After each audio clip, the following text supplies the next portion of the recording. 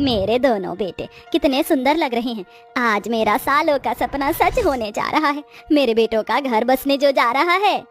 अपने बेटों को दूल्हा बना देखकर सुषमा फूली नहीं समा रही थी, मगर यश और सागर इस शादी से जरा भी खुश नहीं थे। तभी अचानक से यश सेहरा उतार कर नम आँखों से कहता है, माँ मुझे माफ कर दीजिए, मगर मुझसे ये शादी नहीं होगी। मैं मेरी जिंदगी में अर्पिता की जगह और किसी को नहीं दे सकता। हाँ माँ, मैं भी मेघा के अलावा किसी के बारे में नहीं सोच सकता।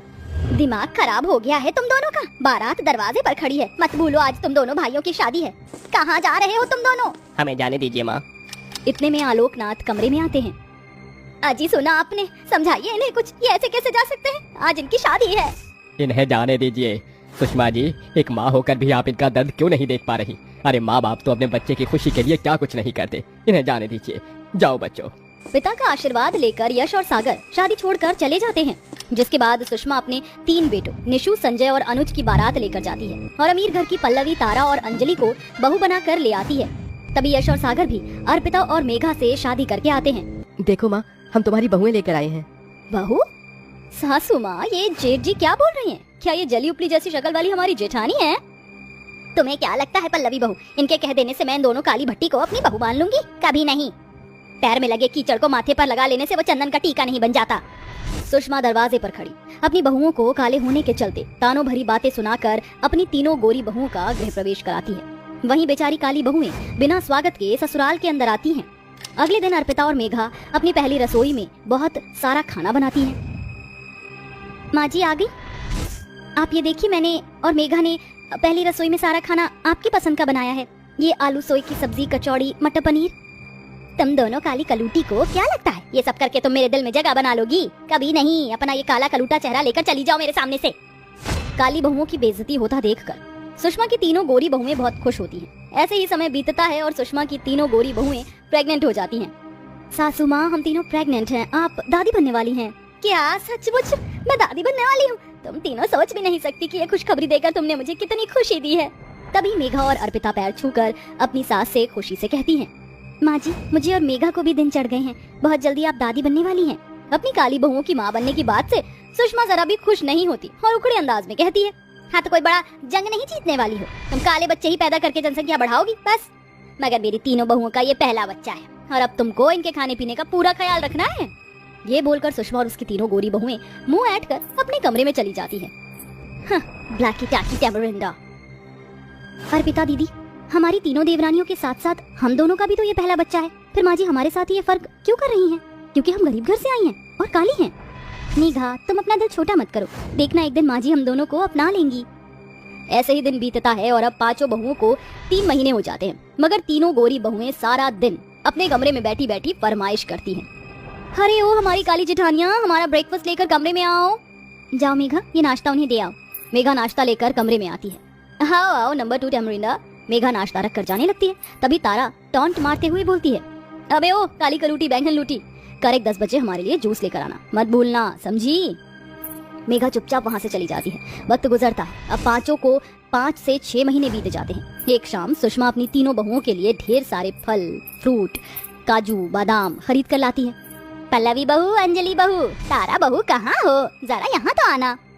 अरे सासू माँ, ये इतनी सारी थैलियाँ पूरा बाजार ही खरीद कर ले आई हैं क्या? मेरा बस चले तो मैं अपनी तीनों बहुओं के लिए पूरा बाजार भी खरीद लूं। इनमें तुम तीनों के खाने पीने के लिए फल फ्रूट हैं और काजू बादाम और मेवे मखाने हैं, और ये केसर है, इसे दूध में डालकर पीना ताकि तुम्हारे बच्चे गोरे सुंदर पैदा हो। ये तुम तीनों का पहला बच्चा है तो तुम्हें अपने खाने पीने का पूरा ध्यान देना है। माँ जी, क्या थोड़े से काजू बादाम हम भी ले ले?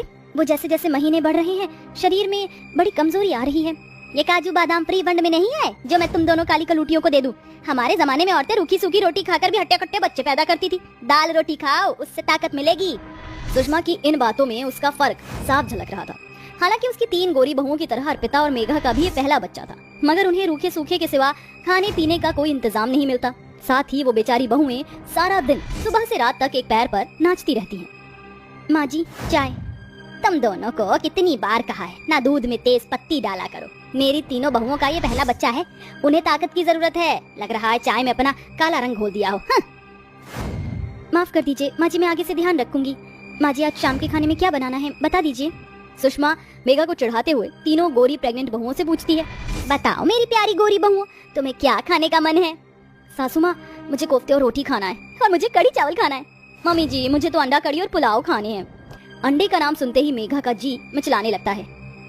माँ जी, ऐसी हालत में मुझसे और अर्पिता दीदी से अंडा कड़ी नहीं बनेगा, उससे दुर्गंध आती है। सुना आपने सासू माँ, ये मेरा पहला बच्चा है और मुझे मेरे मनपसंद का खाना भी नहीं मिल सकता। ये कहते कहते तारा झूठ मूठ के रोने लगती है, जिस पर सुषमा भड़क कर कहती है, कान खोल कर सुन मेरी काली बहू, मेरी तारा बहू को अंडा कड़ी खाने का मन है तो तू बनाएगी, समझी?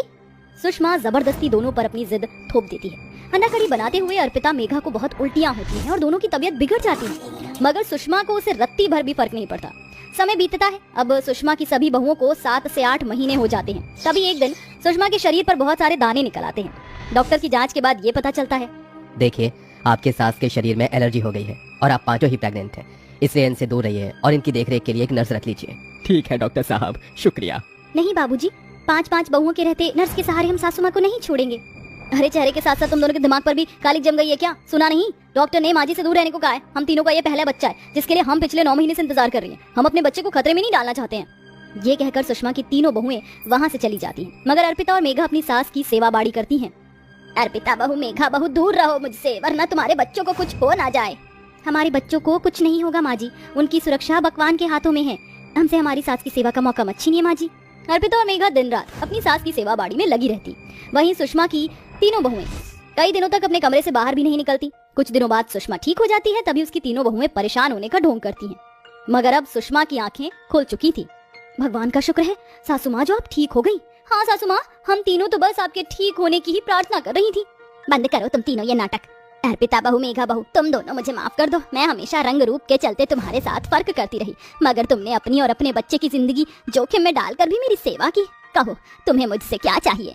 अर्पिता और मेघा भराई आंखों से सुषमा से कहती हैं, माँ जी, बस जब हमारा बच्चा इस दुनिया में आए तो आप अपना प्यार भरा हाथ उनके सर पर रखकर उन्हें अपने आशीर्वाद देना, हमें और कुछ नहीं चाहिए।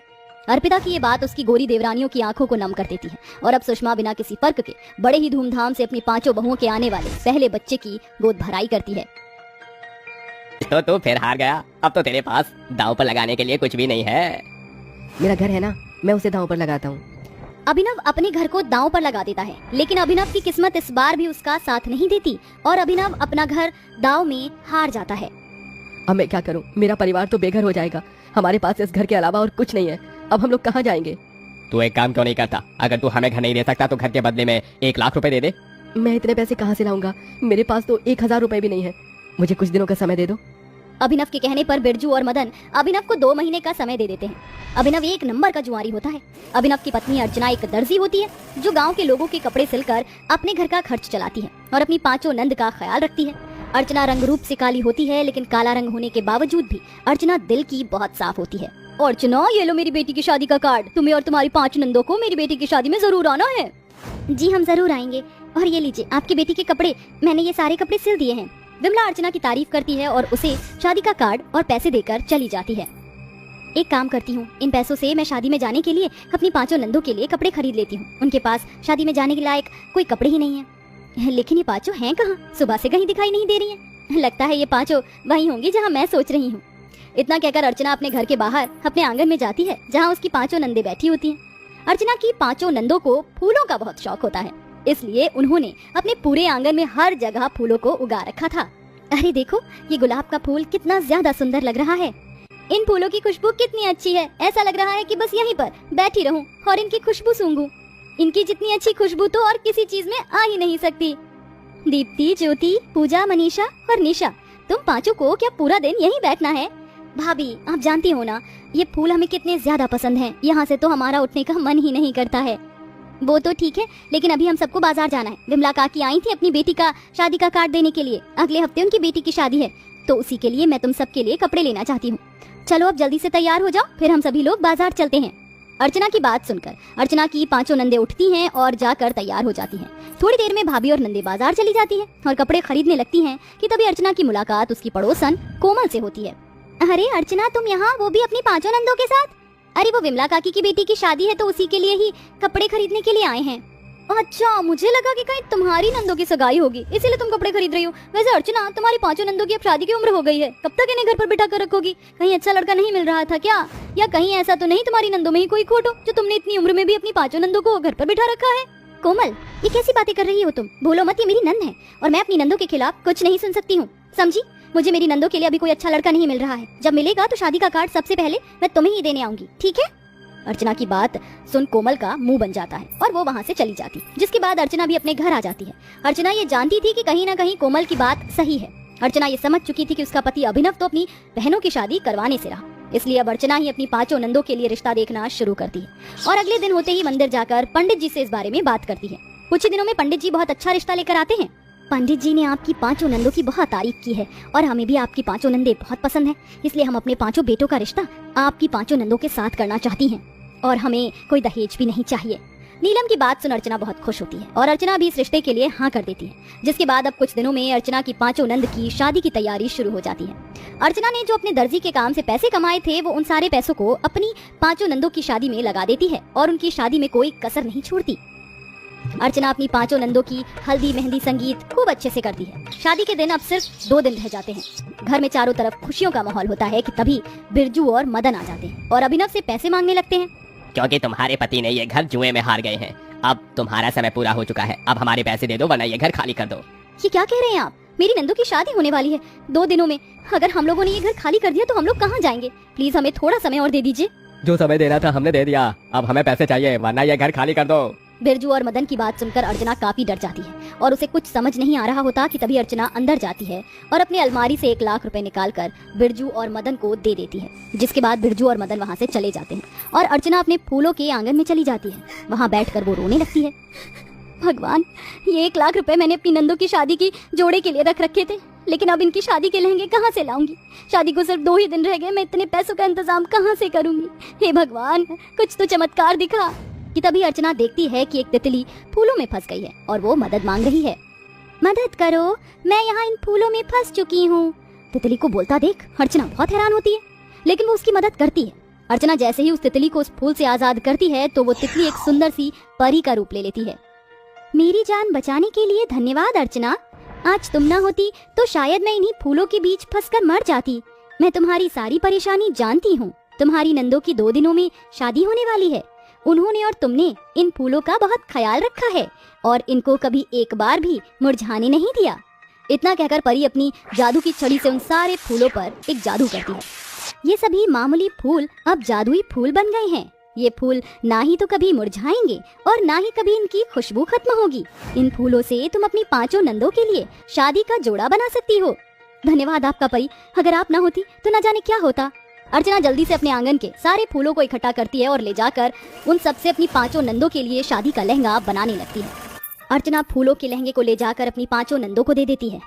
ये फूलों के लहंगे तो बहुत सुंदर हैं और इनमें से तो बहुत ही अच्छी खुशबू आ रही है। और ये फूलों की ज्वेलरी भी आपने हमारे लिए इतनी मेहनत करी। अगर आप ना होती तो हमारा क्या होता भाभी? चलो अब जल्दी से इन फूलों के लहंगे और ये फूलों की ज्वेलरी पहनकर तैयार हो जाओ, बारात आती ही होगी।